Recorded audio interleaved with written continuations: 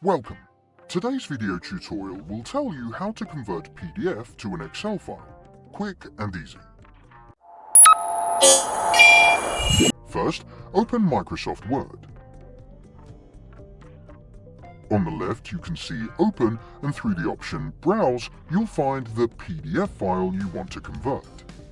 We're going to convert the file Sales here, so we'll select this file and click on Open. Word will notify you that the PDF file is going to be converted into an editable document. It may take a while though, and the final document may not look exactly like the original one, which sometimes happens when the original PDF contains a lot of graphics. Confirm with OK, and the data table has been transferred to Word now. Next, click anywhere into the data table to see this little square symbol in the top left corner.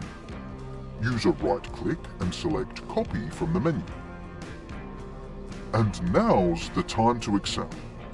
Open Microsoft Excel and we'll paste the copied data exactly where you need them to be. Click on a cell, then use the right button on your mouse. Find the section Paste Options and select the option Keep Source Formatting. That's all it takes.